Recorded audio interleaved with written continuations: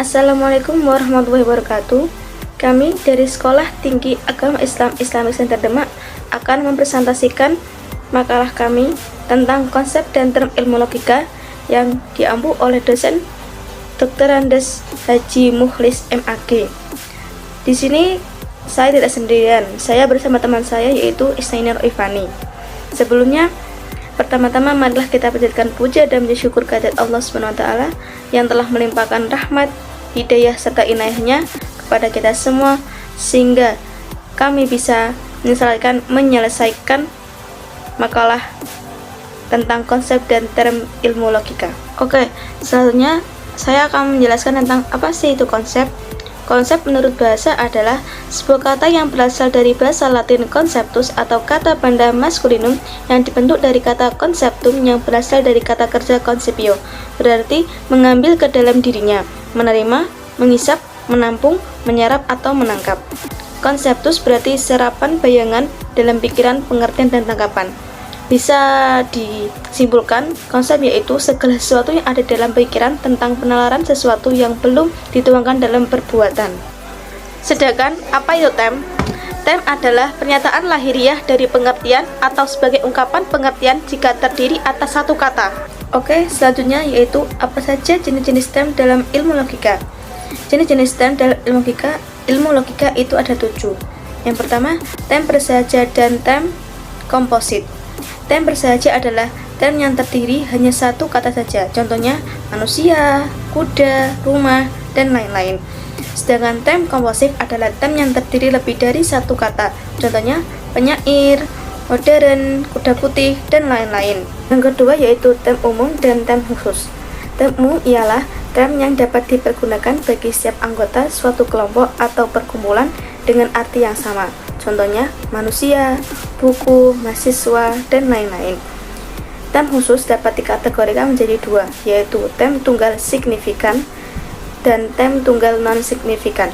Contoh dari term tersebut adalah gunung tertinggi di Indonesia dan Presiden Republik Indonesia yang pertama. Selanjutnya, yang ketiga yaitu term kolektif dan term non-kolektif.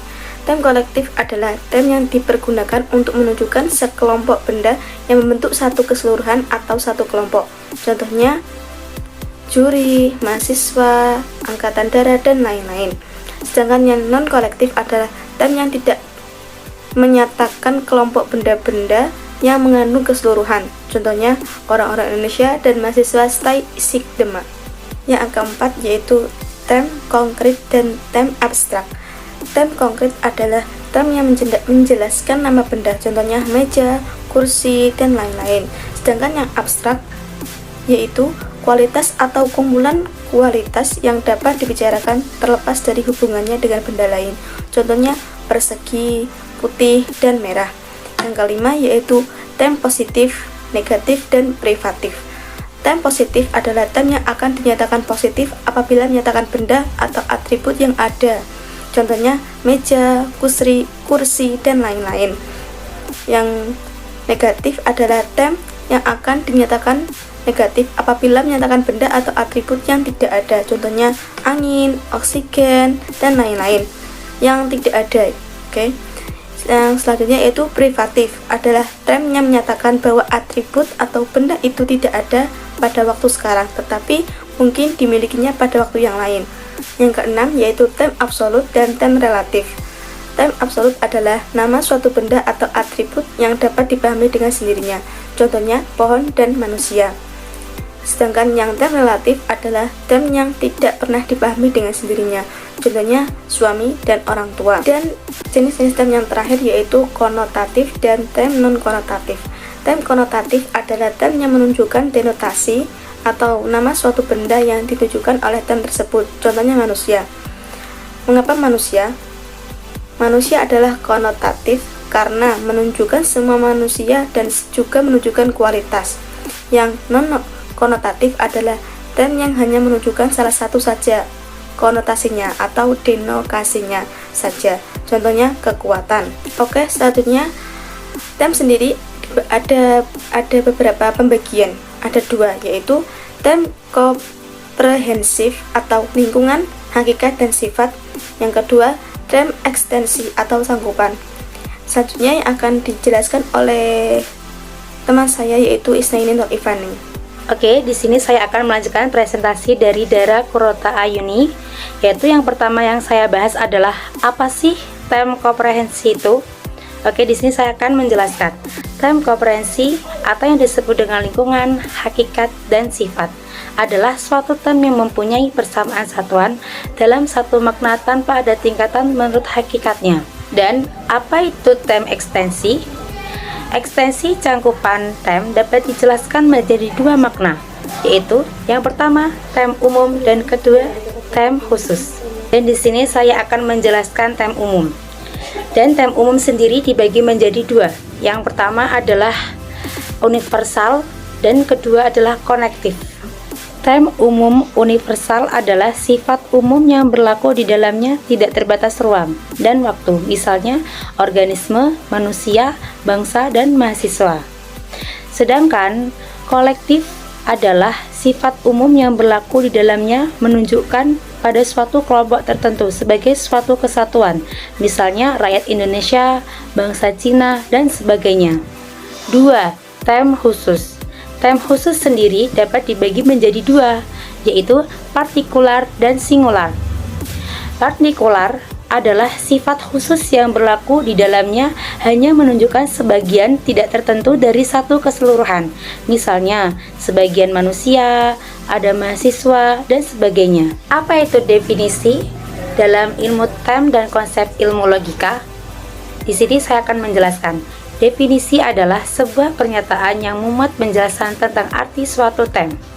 Apa saja macam-macam definisi? Saya akan menjelaskan satu persatu. Yang pertama adalah definisi normalis. Definisi normalis, definisi yang menjelaskan sebuah kata lain yang lebih umum dimengerti. Definisi normalis sendiri memiliki 6 macam, yaitu definisi sinonim, definisi simbolis, definisi etimologi, definisi sematis, definisi sipulatif, dan definisi denotatif. Yang kedua adalah definisi realis. Di sini saya akan menjelaskan.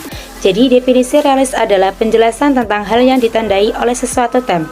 Definisi realis sendiri ada dua macam, yaitu satu definisi esensial dan definisi deskriptif.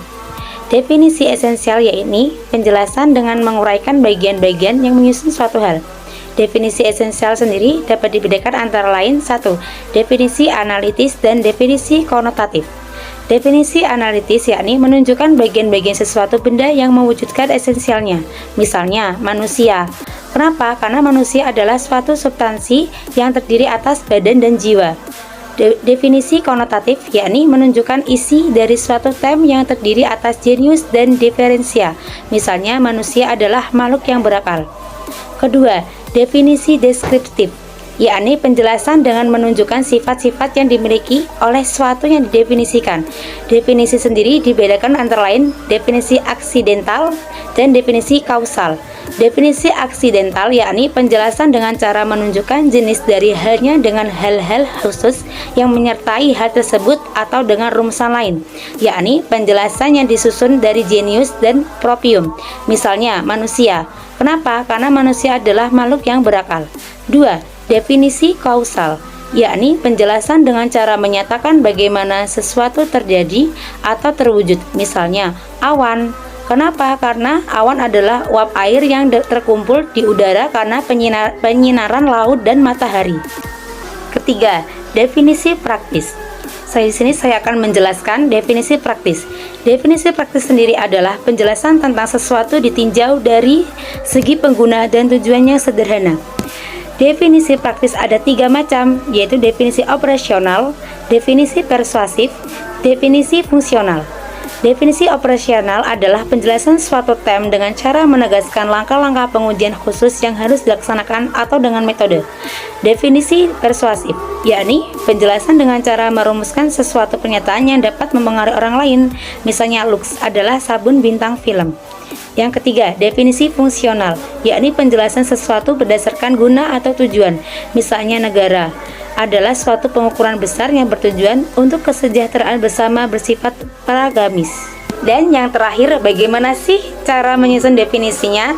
Di sini saya akan menjelaskan cara menyusun definisinya. Yang pertama adalah sebuah definisi harus menyatakan ciri-ciri hakiki dari apa yang didefinisikan. Yang kedua, sebuah definisi harus merupakan satu kesetaraan arti dengan hal yang didefinisikan. Yang ketiga adalah sebuah definisi harus menghindarkan pernyataan yang memuat term yang didefinisikan. Oke, sekian dari kami. Apabila ada salah kata kurang lebihnya, kami mohon maaf yang sebesar-besarnya. Jangan lupa like, share, comment, and subscribe, karena subscribe itu gratis. Syukran limusyahadatikunna. Wa ilalika, see you next time. Wassalamualaikum warahmatullahi wabarakatuh.